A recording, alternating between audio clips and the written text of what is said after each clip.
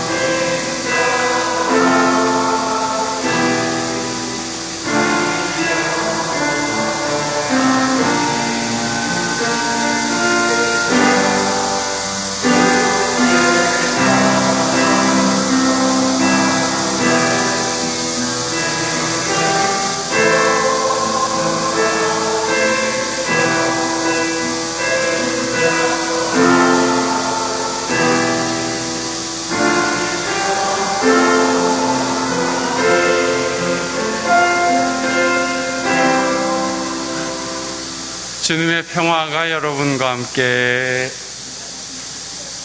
형제자매와 평화의 인사를 나눕시다.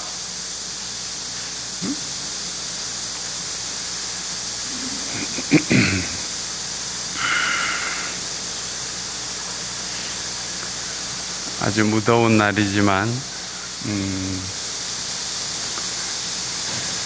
매미가 시끄럽게 울고, 우리는 이 하나님 지으신 자연 속에 한 피조물로서 하나님을 경배하며 오늘 주일 예배를 드립니다. 성령 강림 후 열째 주일 예배를 함께 드립시다. 찬송가 35장입니다.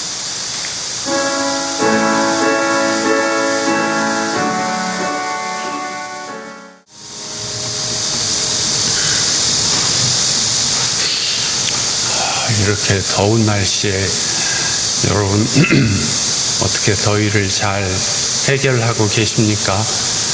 하나님께서 겨우 여러분에게 자비를 베풀어 주셔서 몸 건강하게 이 여름 잘 나시기를 바랍니다.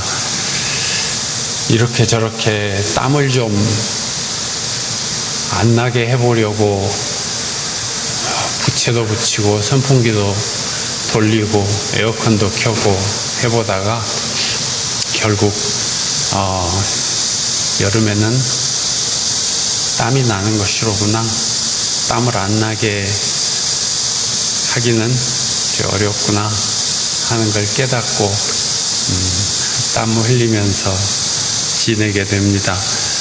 오늘 매미들이 시끄럽게 울어대는 것 보니까 가을이 얼마 남지 않은 모양입니다. 이번 토요일이 입추라고 합니다. 여전히 덥지만 그래도 이제 곧 가을이구나, 가을에 들어서는구나 생각이라도 그렇게 합시다. 오늘 서신 에베소 4장 말씀에 사람이 하나님의 부르심에 합당하게 살아야 한다 하는 말씀이 있습니다. 여러분은 부르심을 받았으니 그 부르심에 합당하게 살아가십시오. 겸손함과 온유함으로 깍듯이 대하십시오. 오래 참음으로써 사랑으로 서로 용납하십시오.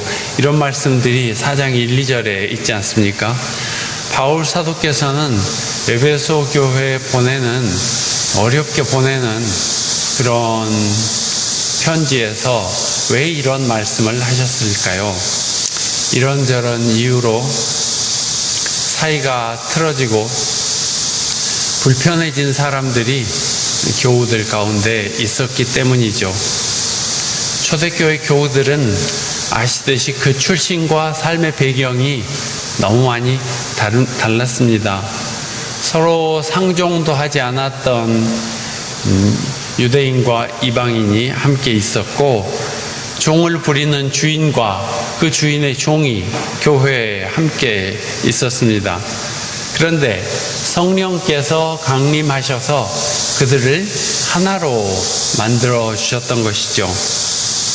사실 우리도 다 성격이 다르고 출신도 다릅니다. 교회는 다 다른 사람들이 그리스도 안에서 하나가 되는 공동체입니다. 그리스도의 가르침 안에서 하나가 되고 그리스도의 사랑 안에서 자신이 변하여 그분의 몸이 되고 지체가 되는 것이죠. 바울 사도는 계속해서 교우들에게 간곡히 말씀하셨습니다. 성령이 여러분을 평화의 띠로 묶어서 하나가 되게 해주신 것을 힘써 지키십시오. 그리스도의 몸도 하나요, 성령도 하나입니다. 주님도 한 분이시요, 믿음도 하나요, 세례도 하나이지 않습니까? 이렇게 하나님은 한 분이십니다 라고 쓰셨습니다. 교우 여러분, 우리도 그리스도 안에서 하나가 되어야 하겠습니다. 우리가 자연인으로서 하나가 되기는 어렵습니다. 그러나 그리스도의 가르침과 사랑 안에 있으면 우리는 자연스럽게 하나가 됩니다. 우리는 그리스도 안에서 자기를 즐거이 벗어날 수 있게 됩니다. 우리가 하나님의 부르심을 받고 하늘나라 시민으로 살아가게 된 것은 참으로 감사하고 중대하고 놀라운 일입니다. 내가 하나님의 부르심을 받은 사람이다 하는 것을 생각해 보면 이보다 더 좋을 수가 없습니다. 하나님께서 나를 불러주셨다는 것을 생각하면 큰 힘을 얻게 됩니다. 무더위 같은 것은 별일도 아니고 몸에 질병이 생겨도 아파도 뜻하지 않은 사고를 당해 힘들어도 진실로 하나님께서 나를 불러주셨다는 사실을 생각하면 그 모든 어려움을 이길 수 있는 힘을 얻게 됩니다. 성령이 여러분을 평화의 띠로 묶어서 하나가 되게 해주신 것을 힘써 지키십시오. 오늘 복음서의 기록은 5,000명을 먹이신 일 후기 같은 것이었습니다. 5,000명을 먹이신 일은 금방 소문이 났죠. 사람들이 구름처럼 몰려왔습니다. 예수님은 그때 이런 말씀을 하셨습니다. 너희는 썩어 없어질 양식을 얻으려고 일하지 말고 영생에 이르도록 남아있을 양식을 얻으려고 일해라. 그런 말씀을 하셨습니다. 썩어 없어지지 않는 양식이란 무엇이겠습니까? 물질은 다 썩어 없어지니까 썩어 없어지지 않는 것은 무형의 양식을 뜻하죠. 그것은 영혼의 양식 혹은 정신적 양식이라고 해도 좋겠습니다. 보이는 몸의 양식은 먹으면 배가 부르고 힘이 나고 몸이 성장하는 데 필요하고, 보이지 않는 마음의 양식은 사람의 마음에 평화를 주고 기쁨을 주고 혹은 희망을 주고 힘을 주죠. 즉 무형의 양식은 삶을 풍요롭게 하며 세상을 아름답게 하는 양식이라 하겠습니다. 사람은 밥만 먹고 사는 존재가 아니라 음악도 듣고 스포츠도 즐기고 독서도 하면서 풍성한 생을 살아가죠. 사람에게는 동물의 세계를 넘어가는 두 가지 다른 점이 있다고 저는 생각하는데, 하나는 욕심이요, 하나는 거룩함입니다. 욕심은 먹이사슬의 정점에 있는 사자도 배부르면 사냥을 하지 않는다는데, 사람은 배불러도 먹을 것이 차고 넘쳐도 더 욕심을 부리지 않습니까? 그 다음에 거룩함. 자기 배가 고프지만 배고픈 사람에게 자기 먹을 것을 주고, 자기도 춥지만 추워하는 사람에게 자기 입을 것을 주고, 하는 것이 사람의 세계에서만 있는 일입니다. 동물의 세계에서는 보지 못하는 거룩함이죠. 사람의 욕심은 세상을 어둡게 하고 사람의 거룩함은 세상을 아름답게 합니다. 어떤 사람이 생을 마감하면서 내 생애를 돌이켜보니 언젠가 먹었던 맛있는 잔치상이 생각나는구나, 그렇게 추억하는 사람은 없을 것입니다. 사람의 생애에서 결국 남는 것은 뜻깊은 일들, 보람 있었던 일들, 자신이 헌신하고 희생했던 일들입니다. 그런 일들이 사람의 마음을 울리고 세상 살 맛을 갖게 합니다. 물고기 2마리와 빵 5개로 5,000명이 허기를 채웠다는 이야기를 듣고 몰려든 사람들에게 예수께서는 영원히 살게 하며 없어지지 않을 양식을 얻도록 힘쓰라고 하셨습니다. 세상의 구주로 오신 그리스도께 나온 사람들이 단지 점심 한 끼 얻어먹는 데만 관심을 갖고 있다면 좀 안타까운 일이 아니겠습니까? 우리도 하나님의 백성이라면서 진리와 생명을 추구하기보다는 어떻게 하면 돈을 잘 벌고 하는 일이 잘 될까, 이런 궁리만 하고 있다면 예수님에게서 빵이나 좀 얻어먹기를 바라는 마음하고 대동소이하다 하겠습니다. 참된 그리스도인이라면 자기 일도 잘하지만 모든 일을 하면서 하느님을 생각합니다. 참된 그리스도인은 퇴폐적이고 악한 일이라고 여겨지면 멀리하고 세상을 이롭게 하고 선한 일을 하면 살아가게 됩니다. 또 자기 형편이 어렵더라도 가난하고 어려운 이웃을 도와주는 일에 동참합니다. 이게 다 영원히 살며 없어지지 않을 양식을 먹고 거룩함을 추구하는 하늘나라 백성의 모습이죠. 예수님께서 그들이 다시 물었습니다. 우리에게 무슨 표징을 보여서 당신을 믿게 하겠습니까? 당신 하는 일이 무엇입니까? 우리 조상들은 광야에서 만나를 먹었습니다. 그런 이야기를 했을 때 예수님께서는 이 놀라운 말씀을 하셨습니다. 내가 생명의 빵이다. 나에게 오는 사람은 결코 배고프지 않고 나를 믿는 사람은 결코 목마르지 않을 것이다. 엄청 단순한 가르침, 단순하게 말씀하신 가르침이었습니다. 예수 그리스도 자신이 우리가 먹어야 할 양식이라고 하셨습니다. 그분의 고매한 사상이나 그 뿌리를 깊이를 알 수 없을 만큼 크신 사랑에 대해서 우리가 뭐라고 다 그렇게 말하는 사람들이 많이 있지만 그걸 다 배울 수도 없습니다. 예수님께서는 아주 간단하게 내가 바로 생명의 빵이다. 나를 먹어라. 그렇게 말씀하신 것입니다. 먹는 것, 이것은 머리 좋은 사람이나 영성이 깊은 사람이나 경험이 많은 사람이나 이런 사람들만 할 수 있는 것은 아니고 누구든지 할 수 있는 일인데 예수님께서 내가 생명의 빵이다. 그렇게 말씀하심으로써 마치 우리가 일용할 양식을 매일 먹는 것처럼 예수님을 생명의 양식으로 먹기만 하면 된다는 것을 가르쳐 주셨습니다. 예수님은 사람들의 영혼을 채워주는 생명의 양식이 되었습니다. 그분의 말씀은 가난하고 눌린 사람들이 살 맛을 느끼게 해 주셨습니다. 예수님의 말씀에는 우리를 살리는 힘이 있는데 그 힘의 근원은 사랑이라 하겠습니다.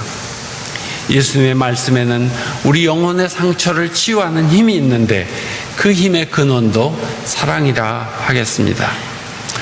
우리 영혼에는 쓸모없고 찌르면 아프기만 한 가시나무 쐐기풀 같은 것이 많은데, 그것이 내 입에서 나올 때 내 말을 거칠게 하고 듣는 사람의 마음도 상하게 합니다.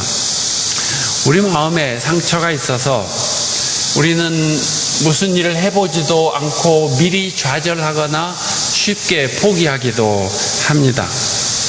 이 다 내 마음의 상처 때문입니다.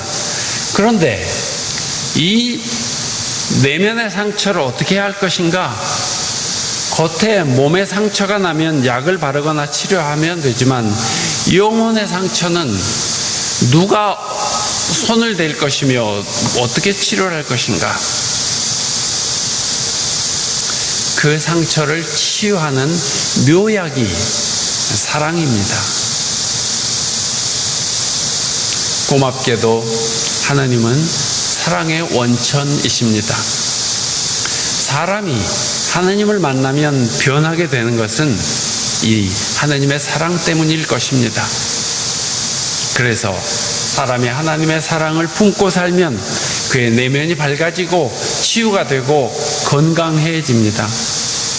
예수님의 사랑은 믿는 사람들에게 사랑과 기쁨과 희망을 주시죠. 주님께서 우리 마음에 오시면 힘이 솟아나죠. 회개와 깨달음이 일어나고 기쁨과 감사가 넘칩니다. 지금까지 제가 주님께 의지해서 주님의 사랑을 받지 못한 경우는 없었습니다. 지금까지 제가 주님께 의지해서 평화를 얻지 못한 때도 없었습니다. 우리가 주 예수님을 의지하고 마음에 모시고 기도하면 주님은 우리에게 평화를 주시고 기쁨을 주십니다. 그러므로 자신의 삶이 참 감사하다고 느껴지는 분들은 날마다 음식을 먹듯이 생명의 양식인 예수 그리스도를 모시고 더욱 행복하고 강건하게 살아가시기를 바랍니다. 삶이 힘들게 느껴지는 분들도 그럴수록 주 예수 그리스도를 마음에 모시고 주님의 말씀을 생명의 양식으로 삼아서 건강하고 아름답고 평화로운 생을 살아가시기를 바랍니다. 예수님께서 말씀하셨습니다. 내가 생명의 빵이다. 내게로 오는 사람은 결코 줄이지 않을 것이요, 나를 믿는 사람은 다시는 목마르지 않을 것이다. 주님 말씀 마음에 새기며 기도 올립시다.